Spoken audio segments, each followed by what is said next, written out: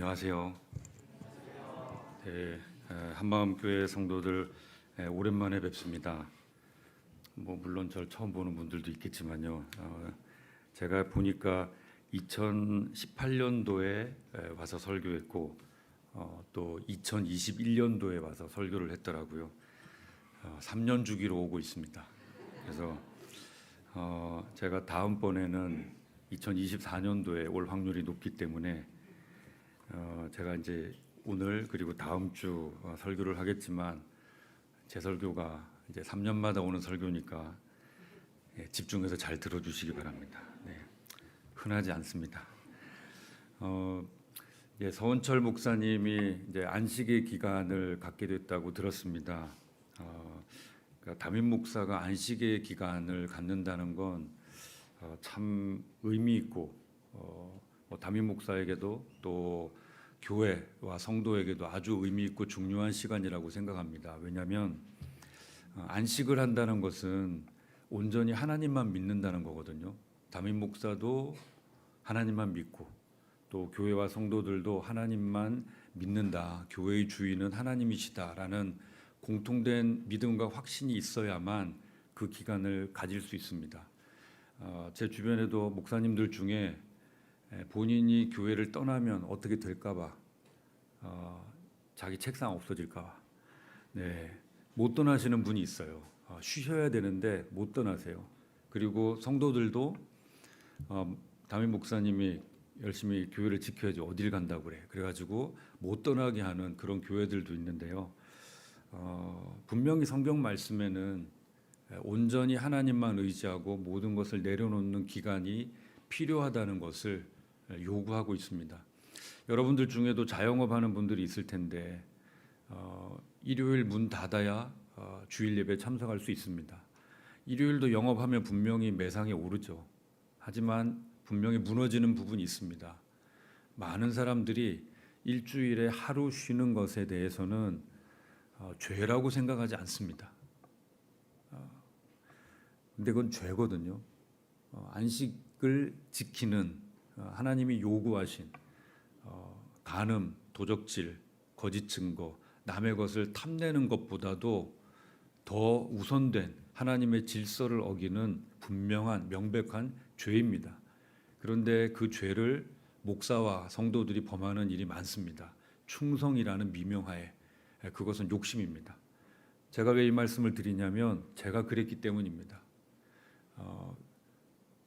그러니까 보통 목회자들이 월요일 쉼을 갖게 되는데 기업체나 성도들은 월요일부터 열심히 일하기 시작하죠. 그래서 성도들이 그렇게 일하는데 어떻게 내가 쉴 수 있으랴. 그래가지고 월요일 더 열심히 성도들을 위해서 기도하고 주일날 빠진 사람이 있으면 연락하고 그런 일들을 하면서 제가 얻은 것은 공황장애입니다.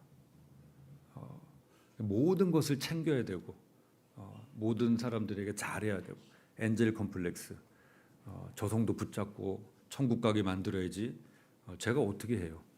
근데 메시아 컴플렉스가 있었던 거예요. 그래서 제가 공황장애를 겪게 되었고 공황장애를 겪으니까 어떻게 할 수가 없어요. 그래서 교회에서 거의 1년간 저에게 요양할 수 있도록, 안식이 아니에요. 그건 요양이지. 제주도로 갔습니다. 귀양 가듯이. 제주도에서 요양을 하는 시간을 보냈는데 저는 그때 그 제일 유명한 그 제주도 올레길 7코스 앞에서 6개월을 살았는데 그 7코스를 한 번도 걸어본 적이 없어요. 한라산을 한 번도 등정해 본 적이 없습니다. 말 그대로 정말 요양을 했습니다. 사실은 안식이 아닌 거죠. 놀라운 것은 거의 1년 동안 그렇게 교회를 비웠는데요. 1년 만에 이제 교회에 왔는데 성도가 50명 늘었더라고요. 서운했습니다, 좀. 서운했는데 알게 됐죠. 교회는 하나님이 주인이시고 하나님이 알아서 하신다. 내가 자리 비워도 하나님이 부를 사람은 부르시고 채우신다. 하나님이 끌고 가신다 하는 그런 믿음이 저에게도 확신이 그 증거를 보게 됐습니다. 여러분들도 이 기간을 통해서 서 목사님이나 또 여러분들이 한마음교회와 성도들이 온전히 교회의 주인이신 하나님을 의지하고 높이는 그런 계기가 되기를 바랍니다. 바라기는 서목사님이 그 성경지리 탐방을 너무 열심히 하지 말고 정말 좀 안식을 하면 좋겠는데 너무 열심히 또 거기서 그래서 우리 장로님들이 경고를 좀 보내면 좋겠습니다. 쉬라고. 너무 그렇게 빡빡하게 열심히 막 찾아다니면서 공부하듯이 안 그러면 좋겠다고. 주의 계명을 지켜 안식 제대로 하고 돌아오라고 경고를 해주시면 좋을 것 같습니다. 오늘 장로님만 아멘 하면 됩니다. 3년 만에 왔는데 성가대가 생겼어요. 아 그때요? 그때 제가 그때 저기 앉았거든요. 아 코로나 때라서 그랬던 모양입니다. 코로나 때라 한 18년도에도 있었나요? 제가 단기 기억이 하여튼 축하드립니다. 제가 한마음 교회에 오면 감동받는 게 뭐냐면 찬송 소리입니다. 찬송 소리. 오해하지 않고 들으시면 좋겠는데요. 다듬어지지 않은 원석 같은 찬송이 성가대 찬양이 아니고 성도들이 함께하는 찬송 소리가 저는 너무 좋습니다. 공기반 소리반은 아니지만 예전에 주일학교에서 주일학교 여름 성경학교 같은 거 할 때 빽빽하게 그 예배당을 채운 그 아이들이 땀 냄새 폴폴 나면서 떼창을 하는 거죠. 목에 핏대 세워서 이렇게 하는 듯한 그런 소리 같은데 너무 듣기 좋아요. 힘이 있고 감동이 있고 그래서 참 좋습니다. 한마음교회 규모의 교회든 아니면 더 큰 수천 명이 모이는 교회 그런 데 가서도 말씀을 전해본 적이 있는데요. 함께 예배하면서 이게 소위 아름다운 잘 다듬어진 그런 찬양을 들을 때도 있습니다. 하지만 성도들이 이렇게 목소리를 높여서 배에서 나온 소리가 아니고 목에서 나오는 소리로 목소리를 높여서 하는 교회는 요즘 참 보기 드문 것 같습니다. 그런데 너무 듣기 좋습니다. 참 감동이 되고요. 하나님이 한마음교회를 참 기뻐하시는구나. 그런 감동이 찬양할 때 저에게 있었습니다. 저도 모르게 왈칵 눈물이 쏟아져서 참 감동이 됐습니다. 여러분들이 매주 이런 예배를 드린다는 것이 얼마나 복인지 여러분들은 잘 사실 모르시죠. 그러나 여러분들은 그런 복된 예배를 드리고 있는 것을 꼭 마음에 새기시면 좋겠습니다. 제가 있는 나주울타리 교회는 아파트에서 예배를 드립니다. 이렇게 마음껏 예배할 수 없어요. 9명, 8명, 9명이 예배를 하는데 아파트니까 찬송을 여러 개 할 수도 없고 크게 부를 수도 없고 그래서 찬송하기 전에 꼭 주의사항을 전달합니다. 크게 부르지 맙시다. 속으로 살살 부릅시다. 그렇게 해서 딱 한 곡만 그렇게 부르는데 이렇게 목소리를 높여서 마음껏 찬양하는 것 얼마나 복된 일인지 모릅니다. 여러분들이 늘 그 복을 누리고 사는 것을 하나님께 감사할 수 있으면 좋겠습니다. 지난 주간 설 명절이었는데요. 여러분들의 인사나 또 기도를 통해서도 여러분들이 명절 연휴를 잘 보내신 줄 압니다. 이 명절을 사전에서 찾아보면 해마다 일정하게 지키어 즐기거나 기념하는 때라고 그렇게 나옵니다. 우리에게 대표적인 명절은 설날과 추석이죠. 그럼 이때 우리는 바쁘게 사느라 또 여기저기 흩어져서 살았던 우리 가족들, 친지들과 오랜만에 만나고 맛있는 것 먹고 또 선물도 주고받고 그렇게 관계를 확인하는 것 같습니다. 그렇게 기쁨을 나누는 시간을 갖는데요. 이런 명절은 우리나라만 있는 게 아니죠. 세상 모든 민족과 나라들마다 고유의 명절이 있습니다. 그리고 성경에도 오늘 우리가 본문에서 읽은 것처럼 명절이 나옵니다. 우리는 뭐 설, 추석 이렇게 우리나라 명절 외에 솔직히 다른 나라 명절은 잘 모릅니다. 그런데 성경 덕분에 우리가 이스라엘의 명절은 잘 압니다. 그 고대 이스라엘의 명절이 지금 21세기를 사는 우리 한국 사람들, 특히 한국 기독교인과 무슨 관계가 있을까? 이 절기들이 나와 무슨 관계가 있을까? 그리고 우리 기독교인은 이런 명절, 우리가 지금 보내고 있는 이 설날과 추석 그냥 다른 사람들처럼 그렇게 보내면 되는 것인가? 기독교인은 좀 다르게 어떻게 보내면 좋을까? 오늘 본문 말씀을 중심으로 해서 그 부분을 살펴보겠습니다. 하나님이 왜 이스라엘에게 명절을 지키라고 하셨고 그것이 지금 우리에게는 무슨 의미가 있는가? 그리고 하나님은 이 명절을 통해서 사람들에게 무엇을 원하셨는가? 그것을 오늘 설교를 통해서 전하도록 하겠습니다. 이스라엘에 있는 명절이 오늘 본문의 내용인데요. 이스라엘이 지키는 명절은 아주 독특한 놀라운 특징이 있습니다. 두 가지로 말씀드릴 건데요. 첫 번째는 명절이 정해진 이유입니다. 명절은요, 한 부족이나 그 민족이 오랜 세월을 살아오면서 그 흔적으로 정해집니다. 그렇게 살다 보니까 그들 속에서 기념하고 싶거나 함께 즐기고 싶은 기간이 생긴 거예요. 그래서 이때 우리가 일들을 좀 내려놓고 함께 모여서 좀 즐기고 맛있는 것도 먹고 하자. 그래서 명절이 생긴 겁니다. 그런데 이 이스라엘의 명절은 그렇게 생긴 게 아니죠. 하나님이 일방적으로 날짜를 정하셨어요. 하나님이 일방적으로 명령하신 겁니다. 이런 명절, 이런 명절, 이런 명절을 만들어서 지켜. 하나님이 일방적으로 정하셨다에 아주 독특한 그 특징이 있습니다. 우리나라의 명절 설날이나 추석 하나님이 정해주신 거 아닙니다. 그런데 이스라엘의 명절 나중에 보겠지만요. 그 명절들은 하나님이 이름도 정하시고 지키는 방법도 정하셨어요. 하나님이 정하셨다. 이것이 아주 독특한 특징이 되겠습니다. 두 번째는 명절의 시기입니다. 때. 보통 명절은요, 농사와 깊은 관계가 있습니다. 대부분 명절은 세상 대부분의 명절이 그렇습니다. 추수를 마치는 시기와 관련이 있습니다. 아주 열심히 정말 쉬는 날 없이 열심히 농사를 짓다가 수확하고 그때 이제 곡간에서 인심 난다고요.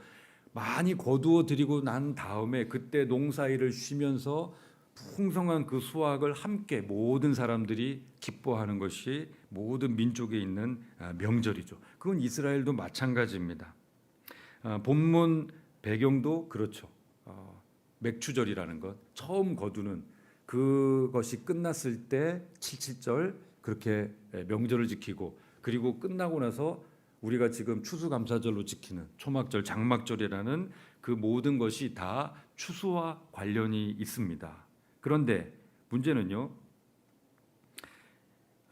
이 말씀을 하나님이 언제 하셨냐는 거죠. 이 말씀은 신명기인데요. 신명기, 제가 3년 전인지 6년 전인지 그때도 이 신명기의 뜻을 말씀드린 적이 있습니다. 신명기, 이 성경의 이름이 무슨 뜻인가? 신신당부하는 명령이란 뜻입니다. 신신당부하는 명령, 하나님이 신신당부하셨어요. 명령하셨어요. 뭘 명령하셨느냐? 이스라엘이 아직 약속의 땅이라는 가나안에 들어가지도 않았고요. 그리고 그들은 그 땅에서 농사를 지어본 적도 없습니다.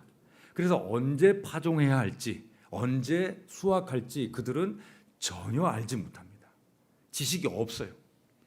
그런데 하나님이 지난 40년간 농사라고는 지어본 적이 없는, 씨를 뿌린 적도 수확한 적도 없는 이스라엘을 향해서 나를 딱 정하셔서 이때 뭘 거둘 건데 거두기 시작할 건데 이때 다 거둘 건데 또 그 다음에 씨를 뿌리고 또 그 다음에 거둘 건데 그 모든 날짜를 정확하게 정하시고 명절을 지킬 기간 7일, 제8일째 뭐 그러면서 명절 지킬 기간 방법까지 너무도 명확하게 요구하셨다는 사실입니다. 그것이 특징이에요. 하나님이 가나안 땅에서 농사지을 시기 그 방법들을 다 아셨기 때문에 그들이 한 번도 해보지 않은 그 일을 정확하게 말씀하시면서 정하셨다는 겁니다. 사실 그 이스라엘의 명절 시기 이 모든 것들은 21세기를 사는 우리와 그리고 농사를 지금 짓지 않는 우리와는 아무런 상관이 없습니다. 하지만 그 명절이 하나님께서 직접 이스라엘에게 지킬 것을 요구하셨다, 명하셨다 하는 그 점과 거기에서 그러면 하나님이 그들에게 왜 이것을 지키게 하셨을까? 그 의미는 무엇일까? 그 내용에는 어떤 중요한 내용이 담겨 있을까? 이것이 우리에게 어떤 무언가를 주는 거죠. 왜냐하면 지금 우리 성도라는 사람들, 기독교인이라는 사람들은 하나님께서 왜 이런 말씀을 주셨는가? 하나님의 영을 받은 사람으로서 그것을 헤아려 하나님께서 주신 그 말씀을 주신 그 하나님의 뜻을 헤아려서 그것까지도 지키고 싶어하는 사람들이기 때문입니다. 그 명절을 한번 보겠습니다. 하나님이 미리 정하신 이스라엘의 주요 절기, 본문에 그 위쪽에는 나오는데요. 주요 절기 세 가지는 유월절, 본문에서 읽지 않았습니다. 유월절 그리고 본문에 나오는 칠칠절, 수장절 이렇게 세 가지입니다. 첫째 이 유월절은 이집트에 내린 그 10번째 재앙과 관련이 있습니다. 이집트 땅의 모든 초태생을 죽이려고 천사가 내려오는데 그때 하나님께서 미리 모세를 통해서 명하셨죠. 상인방과 좌우 설주, 좌우 기둥에 어린 양의 피를 바르면 천사가 그 집을 넘어갈 것이다. 넘어갈 넘어갈 월, 넘어간다. 그래서 그 집을 건너뛴다. 그래서 유월절이라고 합니다. 이때 일주일간은 누룩이 이스트가 빵을 부풀게 하는 것을 뺀 누룩이 들어가지 않은 빵을 먹는다고 해서 그것이 빠진 없을 무자를 써서 무교절, 그 기간 동안에는 누룩이 들어가지 않은 빵을 먹는다. 좀 맛없는 빵을 먹는다 해서 이제 그렇게 부릅니다. 그렇다면 이 유월절은요 이스라엘에게 구원, 해방, 우리식으로 하면 광복을 의미합니다. 그리고 유월절이 1월이기 때문에 이스라엘에게는 설날이라고 할 수도 있습니다. 그러니까 이 유월절은 설날이면서도 광복절인 거죠. 그래서 아주 중요한 절기가 되겠습니다. 그 다음에 본문에 나오는 칠칠절, 이 유월절이 지나고 유월절을 마친 다음에 첫 안식일이 이제 다가올 텐데요. 그 첫 안식일이 지난 다음 날 이 사람들은 우리식으로 하면은 보리 추수를 시작합니다. 그때부터 추수를 이제 시작하는 날이 바로 그 안식일 다음 날이에요. 그래서 그날을 초실절이라고 부릅니다. 처음 거두기 시작한다. 처음 열매를 거둔다. 그래서 초실절이라고 하는데 그 초실절로부터 77, 49, 7일이 7번 지난 그 다음 날. 그래서 이제 50일째 되는 날이기 때문에 열흘 순자를 써서 오순절 그렇게 얘기합니다. 그래서 그때 맥추절 또는 오순절 또는 칠칠절 그렇게 이야기를 합니다. 그러니까 보리 농사를 마치고 즐거워하는 날, 그래서 맥추절이라고 하죠. 세 번째는 수장절입니다. 거둘 수, 저장할 장. 한 해 농사를 다 마치고 수확을 즐거워하는 날인데요. 바로 우리에게 이제 추석과도 같습니다. 그러니까 그 모든 한 해의 농사를 다 마친 그 모든 것이 하나님의 은혜임을 기억하기 위해서 하나님이 요구하셨어요. 그때 제일 풍성하고 뭐가 많을 때인데 일부러 초막을 지어라. 너희가 너희 조상이 광야에서 불편하게 지내는 것처럼 초막을 지어라. 장막을 지어라. 그리고 거기서 불편하게 일주일간을 살아라. 그리고는 거기에서 하나님이 그 조상들이 지낸 40년간 그들을 먹이시고 입히셨다. 그들을 인도하셨다는 것을 기억하는 거죠. 그럼 그들을 뿐만 아니라 지금 농사짓고 하는 이 모든 것, 곡식들을 자라게 하시고 거두게 하신 분이 바로 하나님이시다. 지금 내가 가지고 있는, 내가 누리고 있는 이 복을 주신 분도 바로 하나님이시다 하는 것을 기억하라고 하나님이 그런 방식을 요구하셨습니다. 그래서 또는 초막절 또는 장막절이라고 그렇게 하는 건데요. 이 세절기에 대한 말씀으로 우선 빠지지 않는 것이 뭐냐면 하나님의 은혜를 기억하라는 겁니다. 명절을 맞을 때마다 이스라엘에게 하나님이 요구하셨고 그들의 반응으로 기대하는 것은 무엇이었는가? 하나님이 바라셨던 것은 무엇인가? 하나님을 기억하는 겁니다. 하나님과 하나님의 은혜, 보이지 않는 그 하나님이 살아계신 하나님이시며 우리의 삶에 깊숙이 개입하시는 하나님이시라는 것을 기억하라는 겁니다. 명절은요, 분주하게 농사를 지내다가 그것을 다 끝내고 말 그대로 농한기로 접어드는 때입니다. 그래서 가족들과 풍성한 것을 가지고 이제 즐겁게 지내는데 그러다 보면 우리가 잊기 쉬운 것이 있죠. 바로 하나님입니다. 명절을 맞이하게 될 때 여러분들은 또 어떻게 생각하세요? 명절이 다가오면 어떤 친척을 만나고 우리는 어디를 가고 뭐 어딜 여행을 하고 어떻게 뭉치고 여행 가서 뭐 영화도 보고 뭐도 먹고 어디도 가고 이런 거 생각하느라고 하나님을 잊기 쉽습니다. 내가 지금 명절을 맞고 우리 가족이 이렇게 모이고 우리 가족이 이렇게 함께 모일 수 있는 이 모든 것들의 그 배경에 하나님의 은혜가 있다는 것. 명절 하루하루 연휴 내내 사실 아침마다 새겨야 되는 것이 이 하나님의 은혜인 것입니다. 우리 역시 마찬가지로 하나님의 백성은 명절을 맞을 때마다 우리가 이렇게 설날을 맞이하고 추석을 맞이하는 것 정말 크고 놀라운 하나님의 은혜다. 우리가 찬양한 것처럼 나를 지으시고 나를 부르시고 나를 보내시는 분도 하나님이시지만 내가 이렇게 평범한 일상을 살고 명절을 지킬 수 있게 하신 것 하나님의 큰 은혜다 하는 것을 우리가 기억해야 되겠습니다. 그래서 가족들이 모였을 때 함께 예배하고 하나님의 은혜에 대한 굳이 예배라는 형식을 갖지 않더라도 참 감사하다. 하나님 감사합니다. 내가 이렇게 우리 가족들과 함께 모여서 밥 먹고 맛있는 것 먹고 웃고 즐거운 시간 보내고 윷놀이도 하고 내가 많이 잃어서 많은 사람들이 이렇게 즐거워하고 감사합니다. 고백과 찬양을 하는 것이 얼마나 중요한 일인지 모릅니다. 그런데요, 하나님은 그것과 함께, 그러니까 하나님을 기억하라, 나를 기억하라는 그 부분과 함께 하나님이 또 다른 기억할 대상을 하나 말씀해 주셨습니다. 그것이 바로 이웃입니다.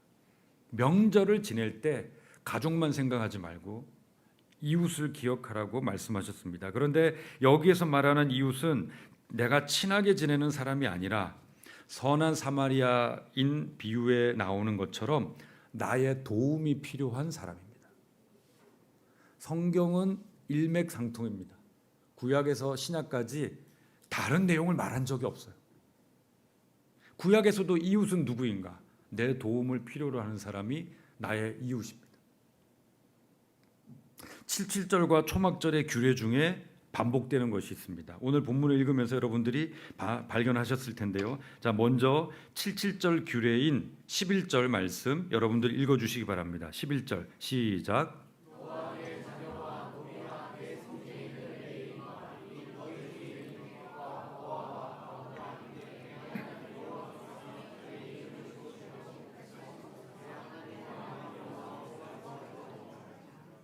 네, 개성이 다양하셔서 메아리가 치네요.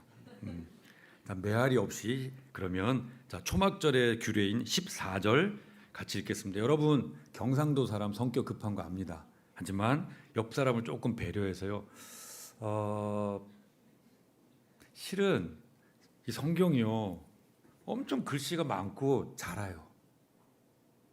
잘다는 표현 잘 안 쓰나요? 네, 제가 옛날 사람이라 그렇습니다. 제가 비신자 초신자 사역을 주로 하다 보니까 그분들한테 성경 읽으라 그러면 다 한글 아는 사람인데도 잘 못 읽어요. 왜냐하면 익숙하지 않기 때문입니다.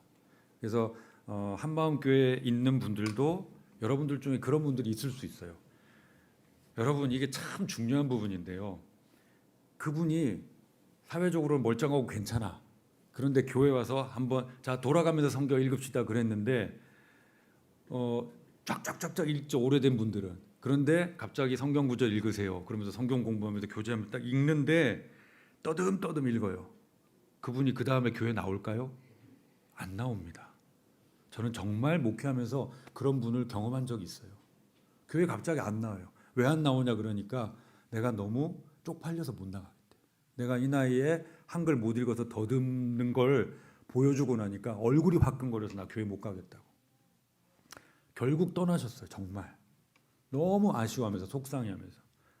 그래서 혹시 그런 분이 있을 수 있습니다. 그래서 천천히 읽는 연습을 하는 차원에서 자 14절 천천히 읽어주십시오. 시작.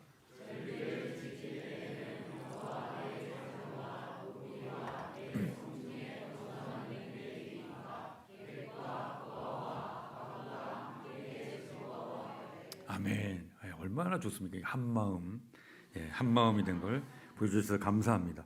하나님이요 초실절 또 초막절 다른 절기인데 똑같이 요구하셨습니다. 뭔가요? 노비와 레위인과 객과 고아와 과부와 함께 즐거워하라 하신 겁니다. 왜 하나님께서 이 사람들과 함께 즐거워하라, 함께 명절을 지키라, 함께 그들과 먹을 것을 나누고 즐거운 시간을 가지라 그렇게 요구하셨는가? 이 사람들이 먹고 사는 대책이 없는 사람들이기 때문입니다. 한마디로 얘기하면 명절이 즐겁지 않은 사람들이기 때문입니다. 내용을 볼까요? 노비, 첫째 노비. 이 사람들은 사람이 아니라 물건 취급받는 대상이니까 말할 것도 없죠. 하나님은요 세상이 물건 취급하는 대상. 근데 하나님이 노예제도 철폐하라고 요구하지 않으셨어요. 사실 상관없습니다. 지금 이 세상에 노예 없습니다. 신분제도 없습니다. 하지만 어쩌면 옛날 신분제도보다도 더 심각한 그런 어떤 격차가 우리 사회 계층을 만들고 뭐 이제는 개천에서 용난다가 없어졌다는 그러죠. 다 개천이 다 복개돼 가지고 그냥 개천을 다 씨를 말려 버려 가지고 그런 시대를 우리가 살아가고 있죠. 하나님은요 세상이 물건 취급하는 노비를 이웃으로 대접하라고 그렇게 요구하셨습니다. 레위인은 같은 이스라엘 민족이면서도요 생업의 분깃을 받지 못한 사람들입니다. 먹고 살 대책을 아예 하나님이 처음부터 주지 않았어요. 그럼 우리는 어떡하라고요? 니네는 성전에서 일해. 이스라엘 백성이 하나님을 섬기는 일과 관련된 그 일을 해. 그래서 이스라엘 백성이 어떤 제물을 가져오는 것, 하나님 앞에 제사를 지내거나 또 11조나 이런 제물을 바치는 그걸 통해서 전문적으로 그 일을 하면서 그걸로 먹고 살라고 하셨습니다. 근데 놀라운 거는요. 정말 놀라운 거는 명절을 정하는 것보다 더 놀라운 게 뭐냐면 지금 이 사람들이 성전을 지었습니까? 성막만 있을 뿐 성전 아직 안 지었어요. 이스라엘 백성이 그 땅에서 어떻게 이 땅을 분배할 건지 그것도 정해지지 않았습니다. 그건 여호수아에서 정해지니까. 근데 지금 신명기에서 하나님이 뭘 말씀하시냐면 이스라엘 나머지 11지파가 저 제사 엉성하게 지내고 제물 이상하게 바치고 11조 제대로 안 바칠 거 다 아신 거예요. 그래서 레위인이 배 굶을 거 아셨어요. 이미. 그래서 들어가기도 전에 분깃을 분배하기도 전에 레위인을 보살펴라. 잊지 말아라. 그렇게 말씀하신 겁니다. 세 번째 객입니다. 요즘으로 말하면 외국인 근로자예요. 먹고 살기 위해서 고향과 가족을 떠나서 고된 일을 하는 사람들입니다. 이 사람들이 명절이면 더 힘들죠. 대구 근교에는 그런 분들이 없나요? 제가 수도권에 있을 때 명절에 고향에 가지 못하는 청년들을 저희 집으로 초대해서 같이 밥을 먹었습니다. 그래서 저도 명절에 저희 가족들을 찾아가지 않았습니다. 그렇게 식사를 하고 나서 비는 시간은 그래도 우리 그때는 자녀들이 어렸으니까 어린 자녀들을 챙기기 위해서 서울랜드를 가면은요, 다들 뭐 명절 지키느라고 그때는 서울랜드에 사람이 별로 없어요. 그래서 탄 것도 타고 탄 것도 타고 직원들도 할 일이 없으니까 직원들은 출근했는데 사람이 없으니까 그러면 저희 가족은 내리지도 않고 한 번 더 그러면 한 번 더 돌려주고 한 번 더 그렇게 해서 막 3-4번 어지러울 때까지 탄 적이 있어요. 그때는 외국인 근로자들이 한국 사람보다 훨씬 많습니다. 갈 데가 없으니까. 참 마음이 딱해요. 이 사람들이 그때 당시 요즘은 뭐 설날 명절에 문을 연 곳도 많은데 그때는 식당도 거의 문을 닫죠. 뭐 마트, 작은 슈퍼 같은 데도 문을 닫죠. 그러니까 이 사람들이 갈 데가 없는 거예요. 그러니까 그냥 그나마 문 여는 그런 데 가서 이제 단체로 그냥 놀고 있어요. 추운데 그냥 발발 떨면서. 그래서 사실은 놀이동산 즐거운 막 음악은 계속 즐거운 무슨 랜드 이렇게 나오는데 사실 전혀 즐거워 보이지 않는 그런 모습을 봤습니다. 이 대구와 이 근처에도 그런 사람들이 있을 겁니다. 4번째로 고아와 과부입니다. 지금도 고아와 과부는 참 어렵죠.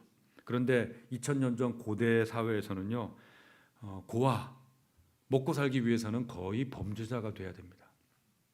그리고 과부는 창녀가 돼야 됩니다. 먹고 살기 위해서.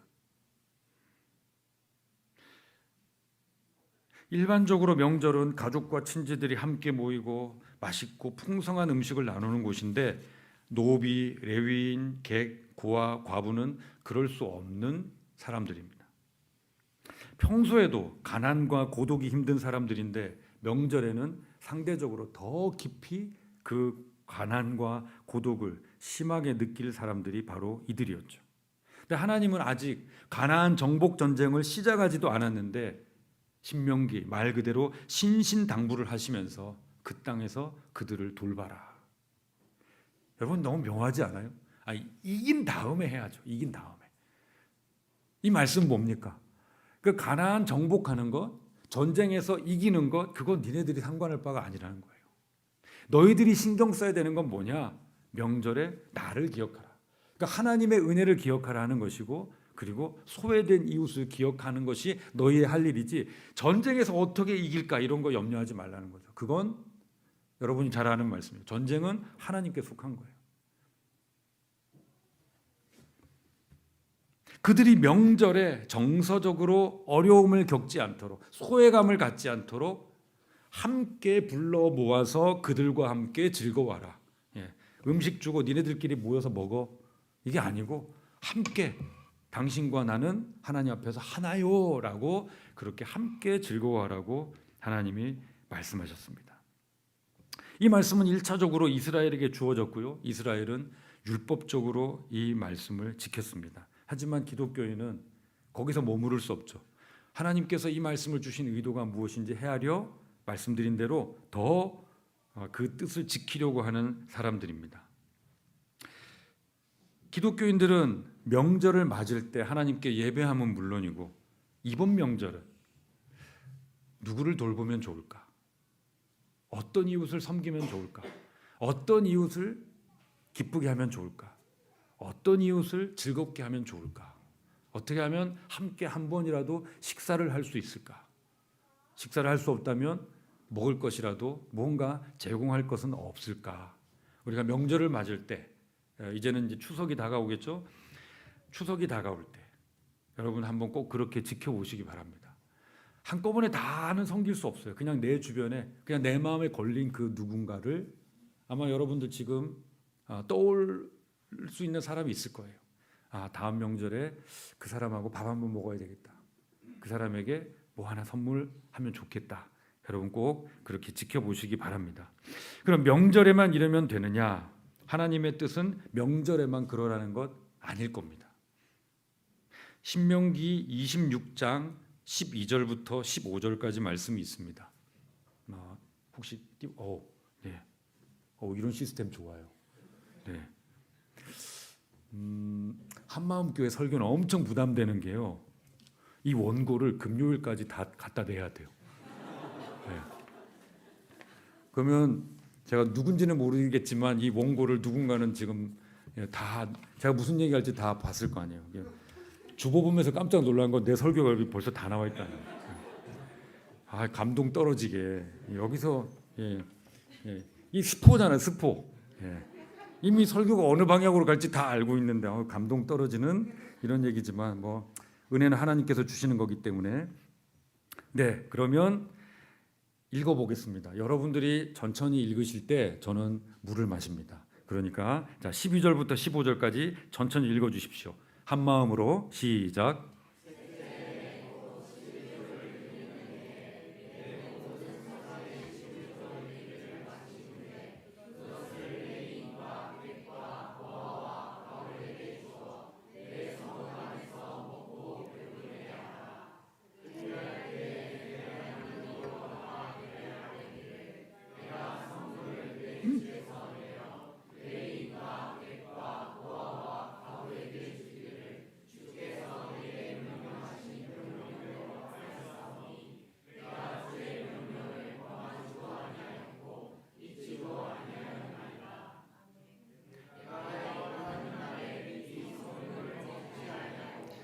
부정한 몸으로 이를 떼어두지 아니하였고 죽은 자를 위하여 이를 쓰지 아니하였고 내 하나님 여호와의 말씀을 청종하여 주께서 내게 명령하신 대로 다 행하였사오니 원하건대 주의 거룩한 처소 하늘에서 보시고 주의 백성 이스라엘에게 복을 주시며 우리 조상들에게 맹세하여 우리에게 주신 젖과 꿀이 흐르는 땅에 복을 내리소서 할지니라.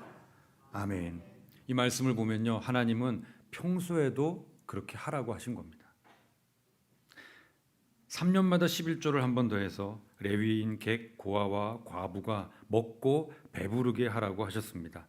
특이한 점은요, 여러분들이 여기 읽으면서 발견하셨는지 모르겠는데 레위인 객, 고아와 과부에게 주는 그 무언가를 뭐라고 불렀는가? 나오나요? 앞절로 조금 가보시겠어요? 네, 여기만 나오네요. 네, 13절 내가 성물을 여러분 성물은 누구한테 바치는 거죠? 하나님께 바치는 게 성물입니다. 우리는 그렇게 알고 있습니다. 그런데 하나님이 성물에 대해서도 이렇게 확정해서 정의해 주셨어요. 객과 레위인과 객과 고아와 과부에게 한 것을 가리켜서 두 번이나 하나님은 성물, 그것은 성물이다 그렇게 말씀하셨습니다. 신약에서 예수님이 작은 자에게 한 것이 곧 내게 한 것이다 그렇게 말씀하셨죠. 구약에서 일맥상통하게 나오고 있습니다. 구약에서도 어려운 이웃에게 한 것이 바로 하나님께 드린 선물이다.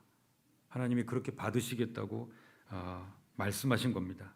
그리고는 여기서 끝나지 않아요. 놀라운 것은요, 그렇게 하고 나서 이웃에게 그렇게 무언가를 주고 나서 이웃을 통한 성물을 전달하고 나서 하나님 앞에, 내 앞에 이렇게 기도하라 하신 거예요. 하나님, 내가 하나님의 명령을 지켜서 레위인과 객과 고아와 과부에게 주었습니다.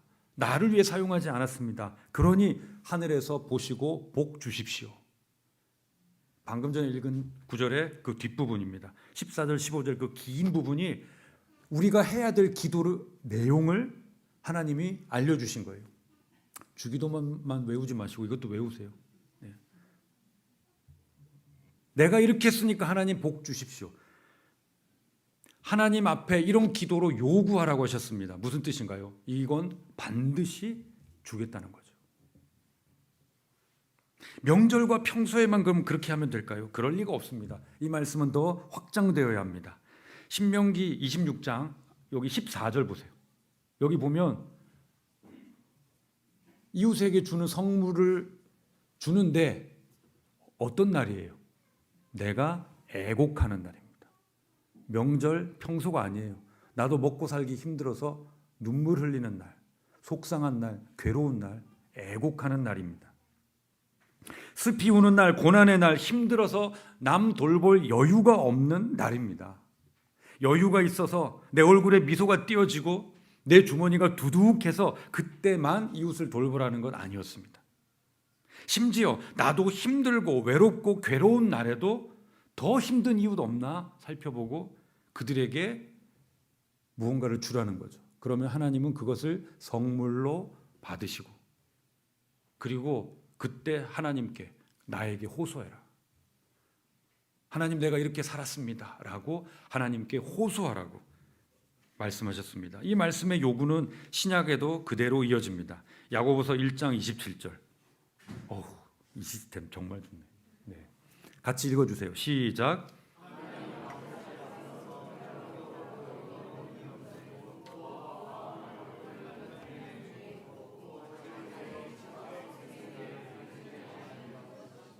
아멘. 여러분들이 잘 아는 말씀일 것입니다.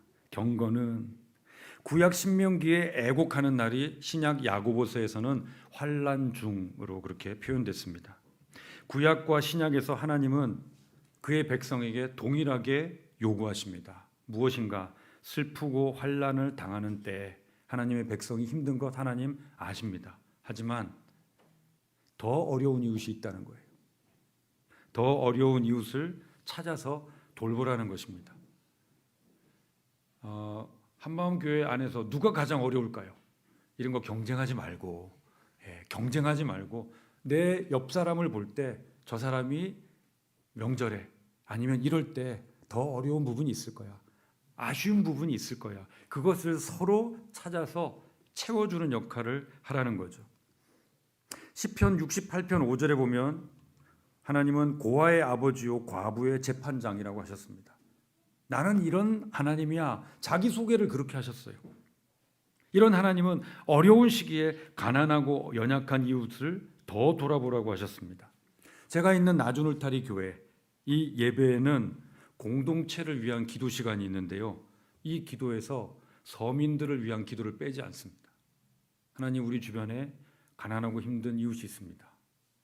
그분들이 잘 먹고 잘 살고 좀 평안한 마음을 가질 수 있는 사회가 되게 해주십시오라고 그렇게 기도하고 있습니다. 여러분들도 이런 공예배 때 그런 기도를 할 수 있으면 좋겠습니다. 하나님이 이렇게 명절에 대한 계명을 주셨는데 이 명절에 대한 것을 왜 주셨는가? 그것은 하나님 나라를 꿈꾸게 하기 위함입니다. 하나님 나라는 어떤 나라인가? 장차 이루어질 천국, 여러분들이 그렇게 사모하는, 빨리 가고 싶어하는 그 천국, 그 천국에 어떻게 하면 빨리 갈 수 있는지 아시죠? 네, 여러분들이 부고가 나오면 그게 천국 가는 소식입니다. 그 하나님 나라, 장차 이루어질, 우리가 볼 하나님 나라도 있지만 이미 우리 가운데 이루어진 하나님 나라도 있습니다. 그 하나님 나라는 어떤 것인가? 메시아를 통해 이루어질 하나님 나라를 가장 잘 표현한 것이 어디냐? 이사야 11장 6절부터 8절까지 말씀입니다. 말을 하기도 전에 이렇게 띄워주시네요. 네, 같이 읽어주시죠. 시작.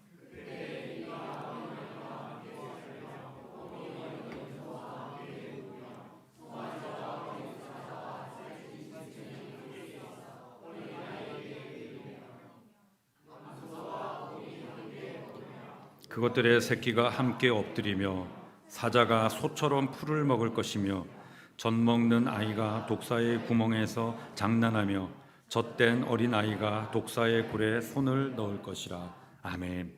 이 구절은 천국에서 천국의 배경을 묘사한 게 아닙니다. 천국에 기어다니는 젖 먹는 아이가 있을까요? 기저귀 차고? 이 구절을 읽으면서 그 얘기는 그 생각은 안 해보셨군요. 젖 먹는 아기가 있는데 독사의 굴에 장난친다 그러면 천국의 장면, 그러면 홀딱 벗고 있나? 기저귀를 하고 있나? 기저귀는 천기저귀일까 일회용일까? 말씀 읽으면서 좀 상상을 해보세요. 여러분들 컸다고 그렇게 생각하지 마시고, 이 구절은 울타리 없는 동물원을 묘사하는 영원한 천국이 이런 모습이라는 것 아닙니다. 이게 뭐냐면 어린 양, 어린 염소, 송아지 같이 낮고 가난한 사람들과 이리, 표범, 사자로 표현되는 높고 권력 있는 신분의 사람들이 차별 없이 어울리는 나라를 말하는 겁니다. 이게 바로 하나님 나라예요. 메시아가 이루시는 하나님 나라. 그것이 예수님께서 오시는 일을 통해서 이루어졌습니다. 그게 뭐냐면, 그것이 가시적으로 드러난 게 뭐냐면 바로 성찬입니다. 성찬. 성찬은 귀족이나 천민이나 주인이나 노예나 유대인이나 헬라인이나 어른이나 아이나 아무런 차별 없이 겸상을 하는 겁니다. 옛날 신분 시대에 겸상이라는 것이 허용되지 않았죠. 있을 수 없는 일이에요. 주인이 먹다가 남기면 그건 노예가 먹습니다. 겸상이 아니에요. 그래서 고린도전서 11장에도 보면 성찬에 대한 분란이 얘기 나오는 게, 주인인 사람들, 주인 신분, 자유민 신분 가진 사람들이 자기들끼리 모여서 자기들끼리만 겸상하고 먼저 먹어 치운 거예요. 그 노예에 있는 사람들은 함께 성찬에 참여하지 못했다는 거죠. 그건 성찬 아닙니다. 그냥 자기들끼리 모여서 회식한 거지. 그건 성찬이 아니에요. 성찬은 무엇인가? 예수 그리스도 앞에 누구도 차별 없이, 어떤 신분이든 어떤 조건이든 어떤 차별 없이 함께 겸상해서 먹는다. 그것이 성찬이고 그것이 바로 하나님 나라입니다. 차별이 없다. 차별이 없다. 어떤 조건으로도. 사도행전 13장에 보면 안디옥 교회가 나옵니다. 그 안디옥 교회의 리더십, 장로들의 그 면면을 보십시오. 거기 흑인도 있고요, 예수님 죽인 헤롯의 친지도 있고요, 유대인도 있고요, 헬라인도 있고요, 또 북아프리카 리비아 사람도 있고요. 출신이 아주 다양합니다. 여러분, 한국 교회에서 그런 일이 일어날 수 있을까요? 여기서 외국인 근로자가 장로로 선택될 수 있을까요? 그게 성찬이고 그게 하나님 나라입니다. 차별이 없는 거. 저 사람은 출신이 이거잖아 라는 생각 자체가 없는 거예요. 그것을 볼 수 있는 것이 바로 성찬입니다. 오직 왕 되신 하나님 앞에 사람은, 성도는 어떤 조건으로도 차별받지 않고 오직 믿음으로 다양한 형편의 사람들이 하늘나라의 상속자의 자격을 얻어서 그 잔치상에 참여하는 거예요. 우리나라에서는 이 성찬이 너무 그냥 예수님이 피 흘려서 비참하게 죽어가지고 피를 흘려가지고 막 우리가 구원받았네, 거기에만 너무 집중이 돼 있는데, 성찬은 예수님께서 우리를 위해 베풀어 주신 잔치상입니다. 먹어라, 마셔라, 그리고 차별 없이 함께 즐거워하라. 그래서 고린도전서 11장에는 너희가 성찬을 행할 때마다 이 복된, 우리에게 이미 임한 이 아름다운 하나님의 나라를 주님 오실 때까지 이 성찬을 행함으로 전하는 것이니라. 모든 종교도 인정하고 심지어 유대교도 인정한 로마가 유일하게 핍박한 것이 기독교입니다. 왜? 성찬 때문이에요.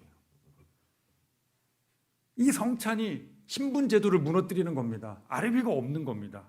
신분제도의 정점에 로마 황제가 있는데, 이것 봐라, 이 기독교인들이 아래위가 없이 이렇게 가다가는 이거 로마 황제인 나하고도 이거 니네돌이하게 생긴 거예요. 야자타임하게 생긴 거예요. 이건 있을 수 없지. 두드려 잡아, 다 죽여, 이렇게 된 겁니다. 어떤 종교도 핍박받지 않았어요. 로마가 다 인정했습니다. 하지만 기독교만. 왜? 성찬 때문에.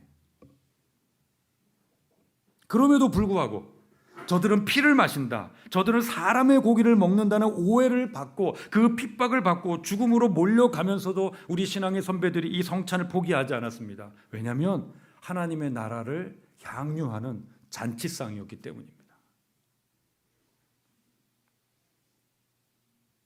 말씀을 맺겠습니다. 명절은 오랜만에 가족과 친지가 모여서 맛있는 음식을 먹으며 기뻐하는 날입니다. 기독교인에게 명절은 먼저는 하나님께 감사하고, 두 번째로는 어려운 이웃을 돌아보면서 함께 명절을 즐거워할 수 있는 그 무언가를 제공하는, 배려하는 그런 계기가 되는 날입니다. 하나님은 그 하나님 나라의 모형을 이 명절에 심으셨어요. 그 분주함을 내려놓고 하나님을 즐거워하고 이웃과 함께 즐거워하는 이 명절을 통해서 하나님 나라를 그려보는 겁니다. 그래서 하나님 앞에서 이 명절, 바로 주일이 명절이죠. 흩어져서 생업을 살던 우리 하나님의 가족들이 함께 모이고 차별 없이 하나님을 기억하고 예배하고 같이 먹잖아요. 기뻐하는 것. 우리는 예수님의 재림을 통해서 이미 지금 우리에게 임한 이 하나님 나라의 완성을 볼 것입니다. 그래서 그날을 사모하는 거죠. 아멘 주 예수의 오시옵소서. 지금도 좋은데 이것이 완성되면 얼마나 행복할까. 그날을 사모하는 겁니다. 그때까지 우리는 이 교회 공동체와 그리고 더 구체적으로 성찬을 통해서 제한적으로 우리에게 임한 이 하나님 나라를 누리게 되는 겁니다. 우리에게 그리고 여러분의 이 한마음 교회에 과연 하나님 나라가 제대로 임했는가 하는 그 여부가 무엇으로 증명되는가? 가난하고 약하고 이질적인 사람들을 우리가 어떻게 대하느냐? 특히 다른 사람들이 어쩌면 이 사회가 혐오하는 그 어떤 대상들, 그들을 어떻게 대하느냐? 뉴스에서도 본 적이 있고 오늘 제가 차를 운전하면서 여기 올 때 이 앞에 뭐 이슬람 뭐 이렇게 해가지고 하는 걸 봤는데요. 그렇죠. 뭐 이슬람교는 하나님 믿지 않는 종교고 뭐 그러니까 뭐 거시기한 면이 있습니다만은 우리나라는 이스라엘이 아닌데 유일신을 종교로 믿는 나라가 아닌데 이걸 이렇게까지 어떤 위력을 동원해서 하는 것이 정말 하나님께 영광을 돌리는 일일까? 그런 생각을 해볼 때가 있습니다. 유일하신 하나님은 물론 우리는 하나님 한 분만을 섬겨야 하지만 그들이 어떤 식으로 하는 것이 어떤 식으로 하는지 우리가 잘 알고 있는 부분이 있지만 예수님은 이 땅에 계셨을 때 환자, 또 세리, 창녀 이런 사람들에게 다가갔습니다. 왜 그러셨는가? 그들은 유대교에서 죄인으로 낙인 찍혀서 성전에 갈 수 없는 사람들이었기 때문입니다. 그런데 예수님은 그런 사람들을 찾아다니셨어요. 그들과 함께 식사하셨습니다. 그래서 제사장과 바리새인들이 예수님을 죽이고 싶도록 미워한 겁니다. 우리가 정죄했는데 쟤네들은 천국에 들어올 수 없는 사람이라고 우리가 낙인을 찍었는데 왜 저 나사렛 예수는 천국에 갈 수 있다고 그 사람들에게 가서 엉뚱한 이야기를 하느냐. 지금 한국 교회는 어떨까요?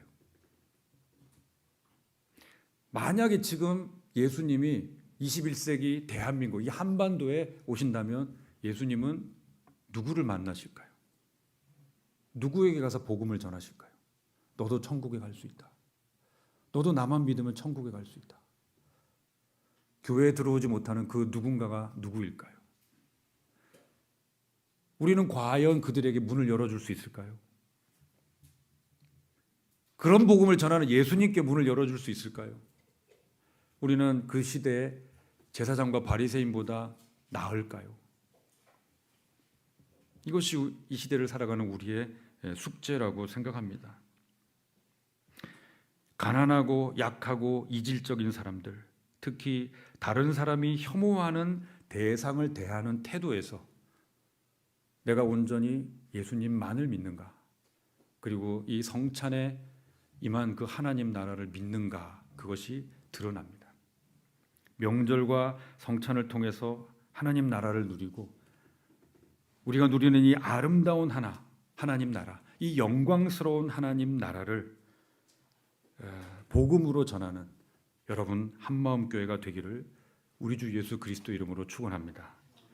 기도하겠습니다.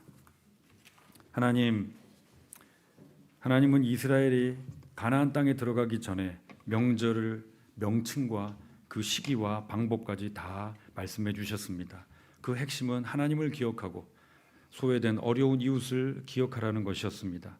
이것이 예수 그리스도의 복음을 통해서 우리에게 가시적으로 성찬으로 드러났습니다.